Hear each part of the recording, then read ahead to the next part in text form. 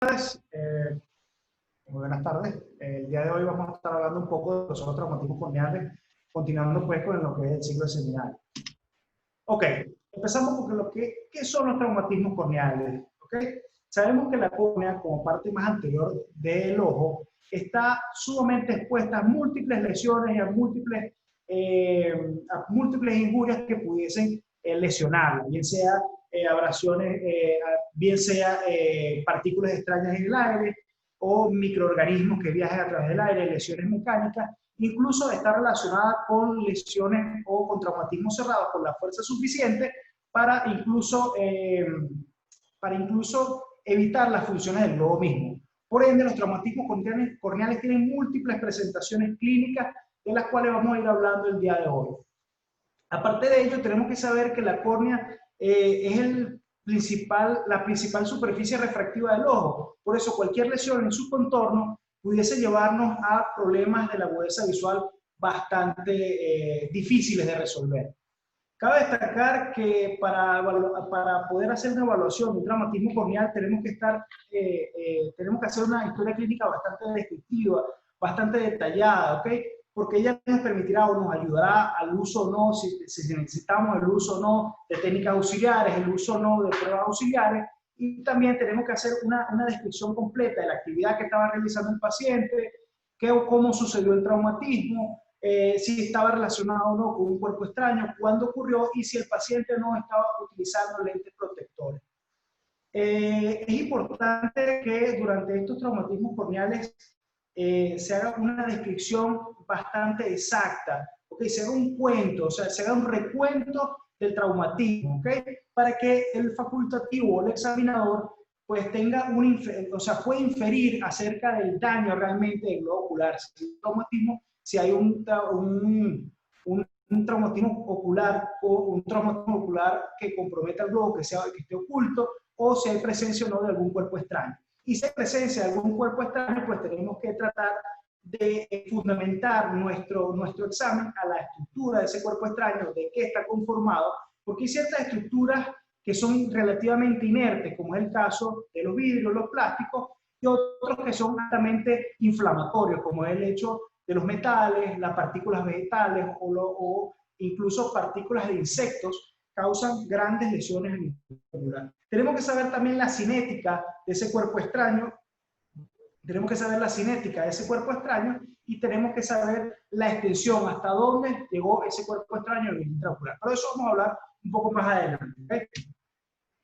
Ok, ¿qué hacer con un traumatismo corneal? Realmente son pacientes que, bien sea abierto o cerrado, son pacientes, como ustedes pueden ver en la imagen superior derecha, son esos pacientes que llegan generalmente politraumatizados, pueden acudir a nuestra consulta clínica o donde estamos laborando de esta manera, pacientes que están en camilla, pacientes que tienen pérdida de la conciencia, y tenemos que hacer una inspección general, o sea, tenemos que hacer una evaluación general del paciente para tratar de descartar cualquier patología que comprometa la vida del paciente, o sea, cualquier patología que ponga en riesgo la vida del paciente. Por eso tenemos que hacer una evaluación lógica, una evaluación en orden y una evaluación que sea más o menos rápida para que no se nos complique o no se nos descompense estos pacientes en nuestra área de trabajo.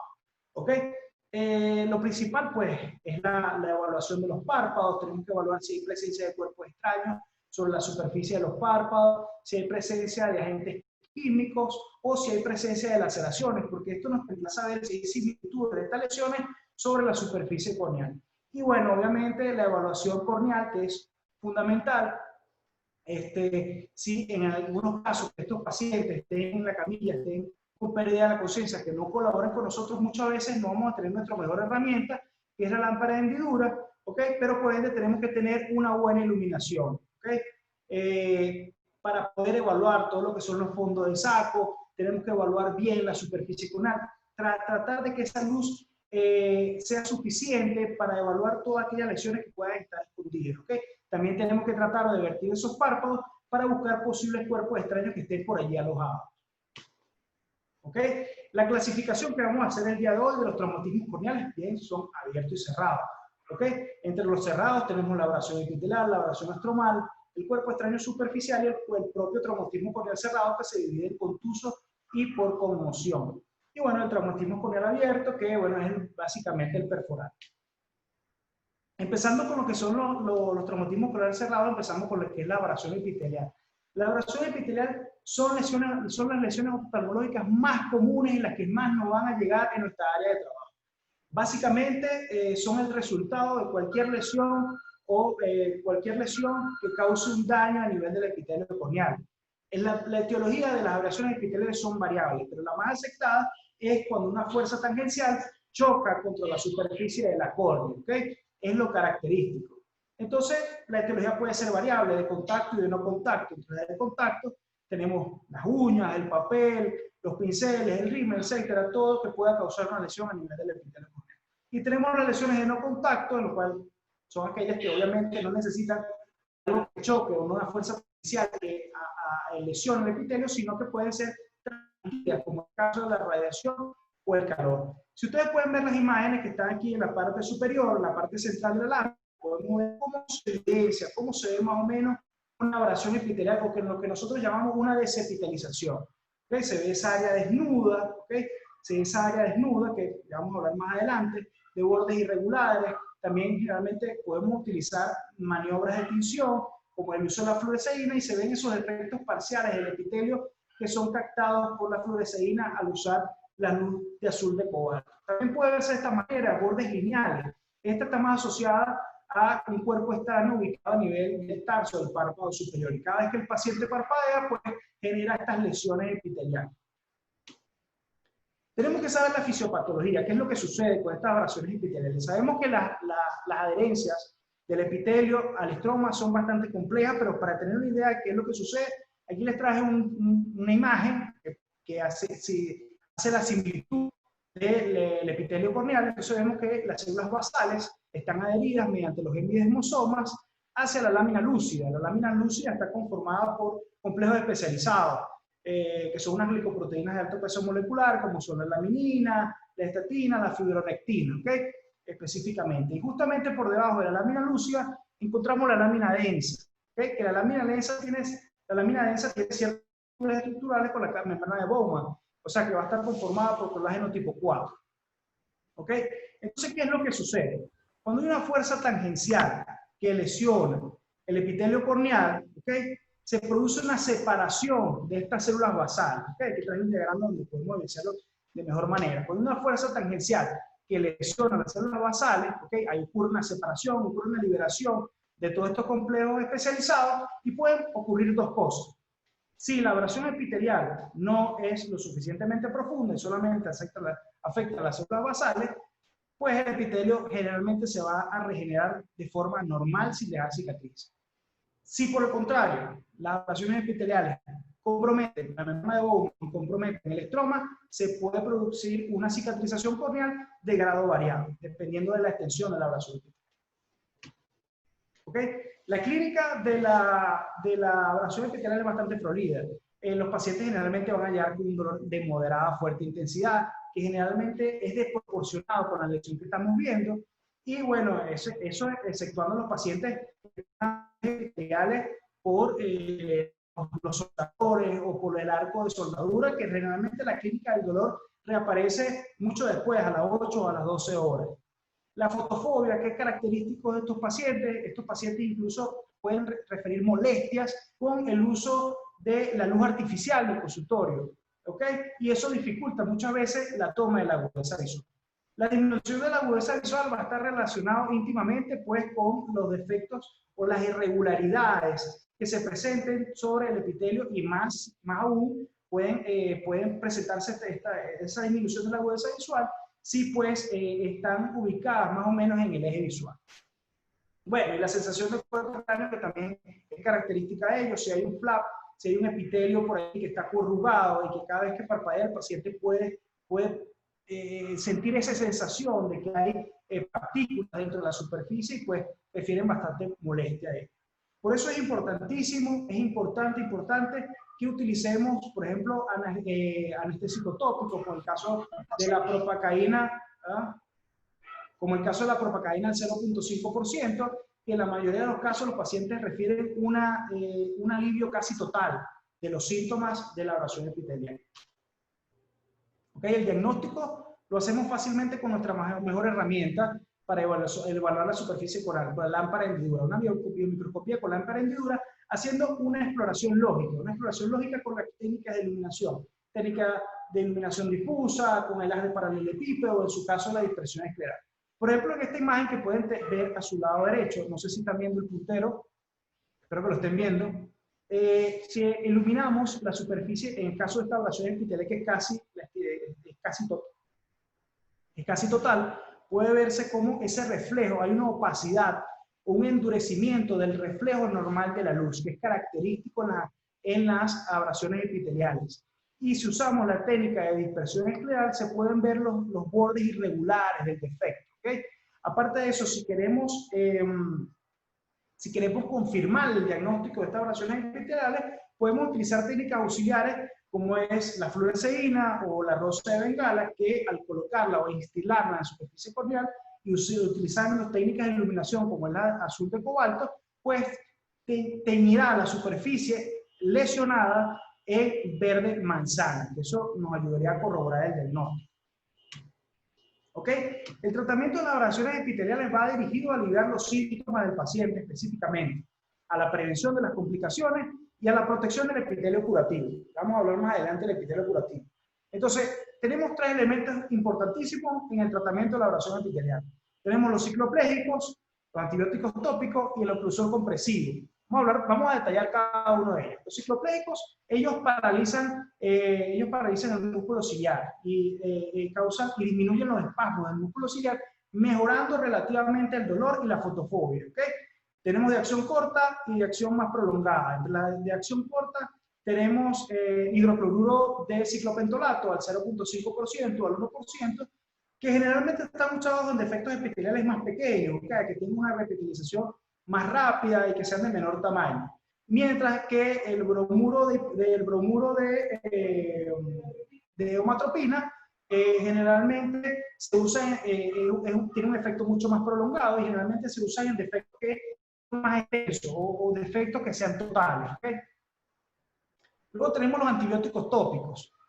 Los antibióticos tópicos no es porque hay una infección en la superficie corneal per se, o sea, es generalmente el uso es profiláctico. En todos los documentos que revisé de la literatura, pude ver que todos están de acuerdo con el uso de antibióticos profilácticos por el hecho de una abrasión epitelial, debido a que las abrasiones epiteliales permiten o generan una mayor adherencia de microorganismos a la superficie, generándome, si no se usan estos, pueden generándome una queratitis microbiana. ¿Okay? Entonces, generalmente son frecuentemente usados. Cabe destacar que en un estudio que se hizo por la efectividad de estos antibióticos tópicos, pues hicieron una prueba, hicieron un balance entre algunos agentes, como es el caso de la tobramicina, el caso de la gentamicina y el caso del clorfenicol. Ellos en este estudio determinaron que el uso del clorfenicol al 0.5% y la gentamicina al 0.3% se asoció relativamente con una curación epitelial más lenta, mientras que el uso de la tobramicina se asoció con una recuperación epitelial más o menos moderada y de más rápida regeneración que el uso de los otros dos. ¿Ok? Y bueno, tenemos por último los oclusores compresivos que a lo largo del tiempo han sido usados de manera definitiva para el tratamiento de las abrasiones epiteliales. Sin embargo, he hecho alguna revisión de algunos autores que no están de acuerdo con el uso o están parcialmente de acuerdo con el uso de estos oclusores compresivos. En teoría, el uso de un oclusor compresivo limita el parpadeo y permite la correcta recuperación del epitelio.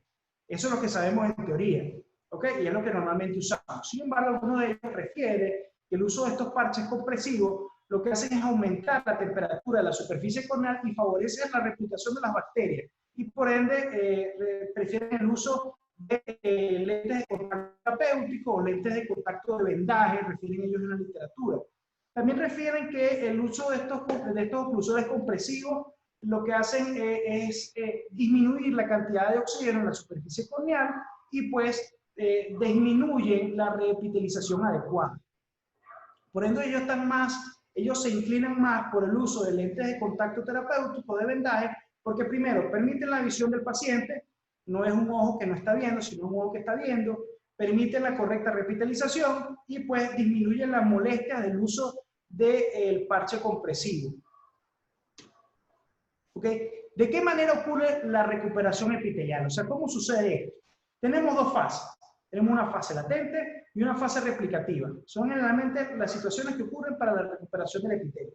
Entonces, la fase latente está caracterizada por las células basales circundantes a la lesión van a sufrir una serie de cambios, para hacerlo más ameno, hacerlo más corto, sufren una serie de cambios ultraestructurales, bioquímicos, ¿ok? Que va a terminar en la producción de actina. A su vez, va a haber una mayor descamación de las células basales sobre los bordes de la herida y a su vez esto me va a causar una mayor migración, va a estar seguido de una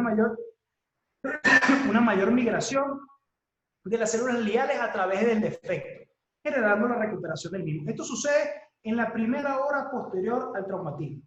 Y luego tenemos una fase replicativa que no es más que la proliferación de células epiteliales que va a aumentar lo que es el espesor del epitelio hasta su totalidad, generando la curación total del epitelio. ¿Qué pasa? Esto sucede alrededor de entre 2 a 6 semanas generalmente. Es la etapa más tardía de la vida.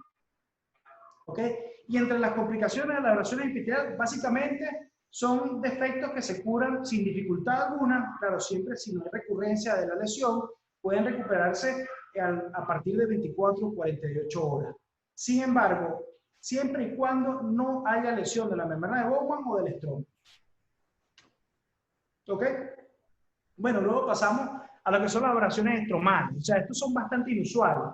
Son aquellas lesiones que pasan, afectan las capas más profundas y bueno, están asociados con etiologías de lesiones tangenciales por cuerpos extraños abrasivos o que son cuerpos extraños que son sumamente afilados que me generan estas lesiones en las capas más profundas de la córnea. La etiología puede ser variable también, al igual que la de la abrasión epitelial, pero están más asociados en el contexto de deportes de contacto, como es el hecho del fútbol o el básquetbol, específicamente el básquetbol, porque su agente causal sería la uña. Y en la mayoría de las situaciones, estas abrasiones estromales van a ir acompañadas de un colgajo corneal, ¿okay? Que puede estar adherido o puede estar autosellado sobre el área de la lesión o puede estar abolsado sobre la superficie corneal. ¿Okay? Eso es característico. ¿Okay? La clínica básicamente es muy parecida a la abrasión epitelial, el dolor, la sensación de cuerpo extraño, la fotofobia, la disminución de la agudeza visual por las irregularidades de la superficie, pero a este le vamos a asociar el edema perilesional. Generalmente estas lesiones del estroma dejan cicatrices finas, pero las hay, o sea, hay un edema justamente en el área de la lesión. ¿Ok? El diagnóstico se basa igual que la abrasión epitelial o la desepitelización con el uso de nuestro arma más confiable, la microscopía con lámpara de Mendel, con técnicas de iluminación, ya sea iluminación difusa, iluminación directa, dispersión escleral y las técnicas auxiliares que ya conocemos, como son el uso de la fluoresceína o algunos otros elementos.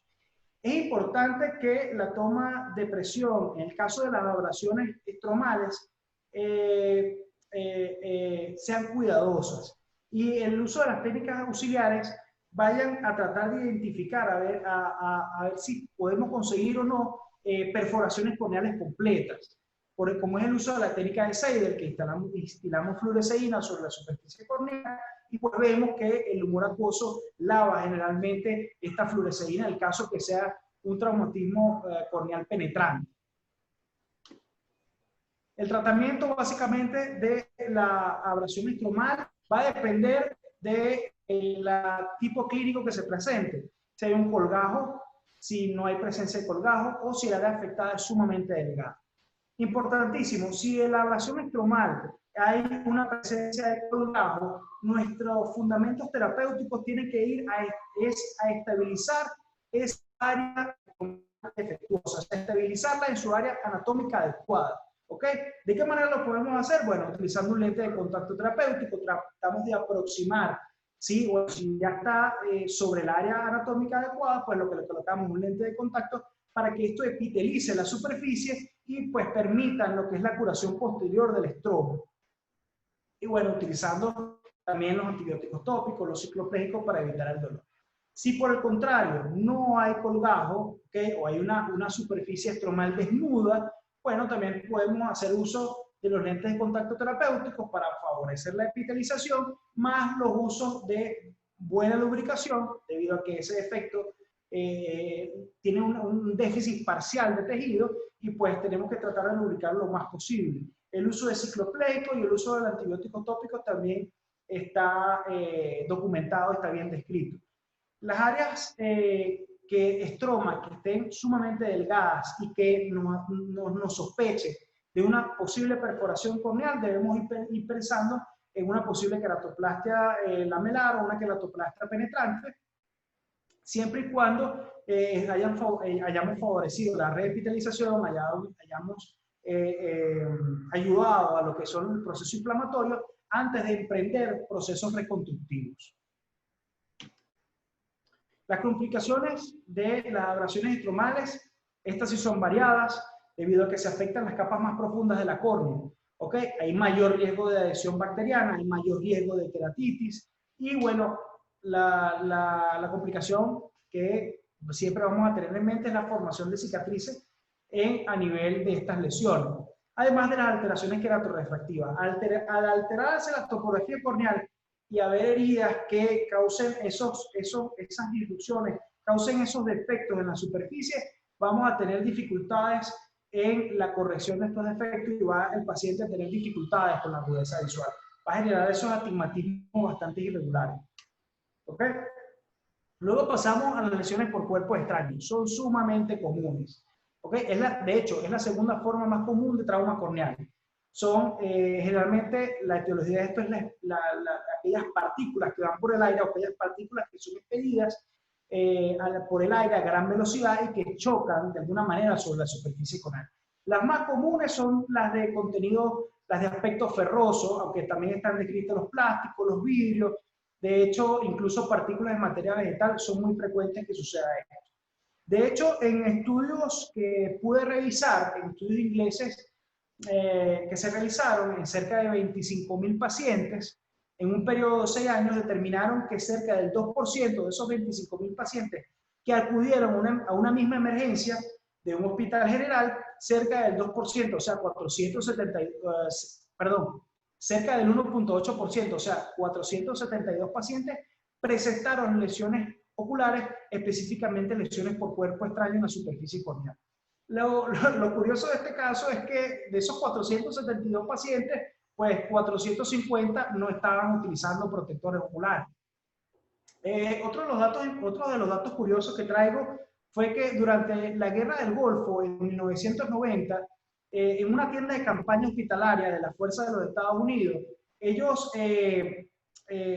estudiaron cerca de una cantidad, no recuerdo muy bien en este momento la cantidad de pacientes que se estudiaron, pero cerca del 14% de las emergencias oculares que se presentaron en esa tienda de campaña, la mitad eran lesiones por cuerpo extraño superficial.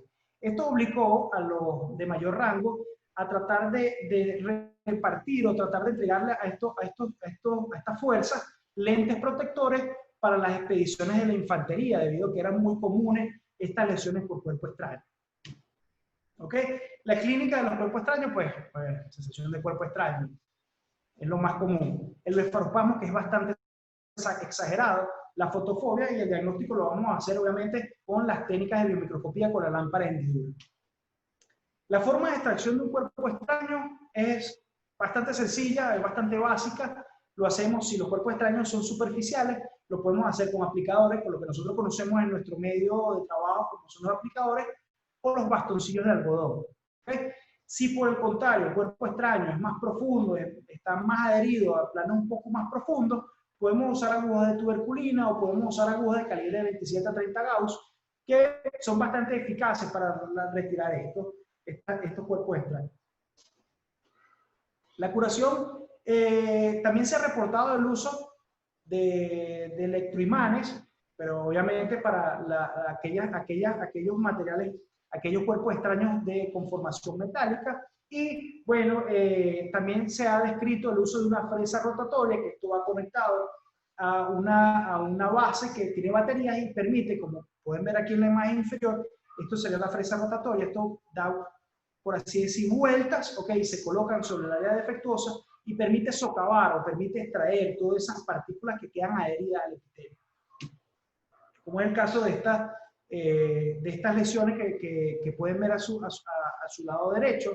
Los cuerpos extraños ferrosos presentan una mayor complicación a la hora de tratar de sacarlos. ¿Por qué? Porque ellos generan, al entrar en contacto con la lágrima, generan un anillo de óxido, que es bastante característico de los cuerpos extraños ferrosos. Y bueno, si no son extraídos en su totalidad, pues vamos a tener un paciente que va a recibir a la consulta para tratar de sacar en la totalidad este anillo de óxido que es bastante característico. Bueno, para ese fin podemos usar esa técnica de la fresa rotatoria, pero bueno, algunos sitios, bueno, en particular nosotros no los tenemos, pero está bien descrito utilizarlo. ¿Ok? Bueno, ahora pasamos a lo que son los traumatismos corneales cerrados. ¿Ok? El traumatismo corneal cerrado es el resultado de un impacto con un instrumento no cortante, por lo que el daño tisular se da por una transferencia rápida de fuerza de compresión. Esto puede suceder de dos maneras, por conmoción y por contusión.